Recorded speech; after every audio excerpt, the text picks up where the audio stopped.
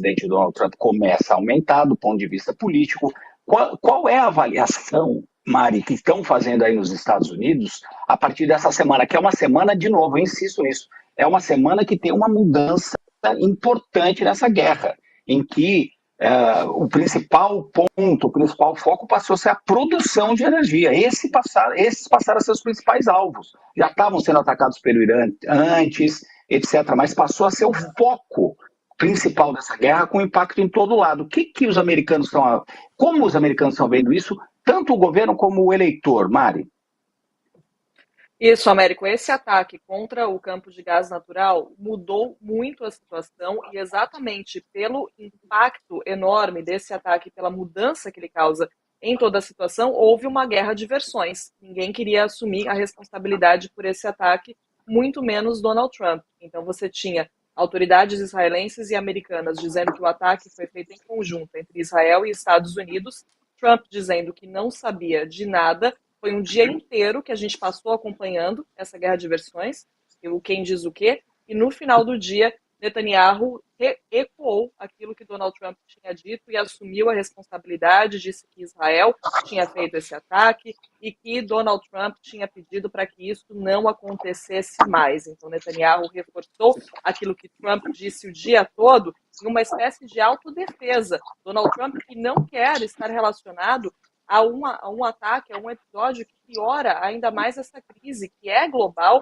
que afeta tanto os Estados Unidos e que tem um custo político enorme para ele por aqui, porque os índices de aprovação a essa guerra são cada vez menores, tendem a piorar ainda mais dependendo de como Donald Trump levar essa situação daqui para frente. O preço da gasolina subiu quase 30% desde o começo da guerra, e esse já era um problema que os Estados Unidos enfrentavam antes, se tornou ainda pior. Esse já era um problema que Donald Trump tentava combater e agora piorou ainda mais essa situação. Então ele está muito ciente de todos os custos políticos que está tendo que enfrentar por causa dessa guerra. Sabe, sim, claro, que a forma como levar isso daqui para frente pode garantir, ou não sei se garantir exatamente, mas algo melhor para ele, mas ele tem muito a perder. Eu não sei se Trump tem a ganhar, mas ele tem muito a perder, digamos assim. Isso é fato. E Trump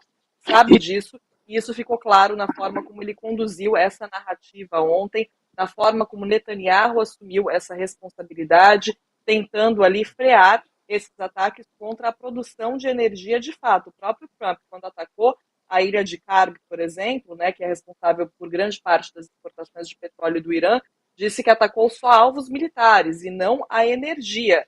E aí, logo depois, vem um ataque contra Salt Pars, que é o campo de gás natural. Então, isso tudo tem pesado muito contra Trump aqui. Claramente, a população está, sim, muito decepcionada com essa alta dos preços, está sentindo no bolso, é claro. O Trump ainda tem uma base trumpista que é muito leal, ainda está com ele, mas, em geral, há uma população muito incomodada aqui, não só com essa questão do preço do combustível também, mas com o que isso pode significar para o exército dos Estados Unidos, para militares americanos. Então, é uma situação que vai ficando cada vez mais complicada assim, aqui para Trump também. Você acha, Mari, rapidinho, que o Trump pode acabar com essa guerra mais rapidamente por conta dessa pressão? É uma possibilidade, com certeza, é uma das possibilidades que Trump tem nesse momento. Mas ele ainda tem muito da base dele com ele. O Trump ele sempre joga de uma forma que ele pode acabar com qualquer conflito, a hora que ele quiser, declarando vitória. Porque ele nunca deixa os objetivos exatamente claros, e foi o que ele fez dessa vez com o Irã. Então ele pode, sim, declarar vitória nesse momento, já que está sendo tão pressionado, já que esse ataque contra a Salt Pars, esses ataques contra a produção de energia, de fato, estão aumentando a pressão, inclusive do mercado aqui nos Estados Unidos sobre Trump. Então eu acho que isso pode sim acontecer, porque a outra alternativa seria Trump mandar soldados para o Irã, que é algo que ele já disse que não vai fazer, apesar de haver vários indícios, vários sinais de que ele pode sim fazer isso. Então já há cerca de 2.500 marinheiros, né, uma unidade da Marinha que está indo lá para o Oriente Médio nesse momento. A própria Casa Branca é muito cuidadosa sempre em dizer que Trump não gosta de descartar opções.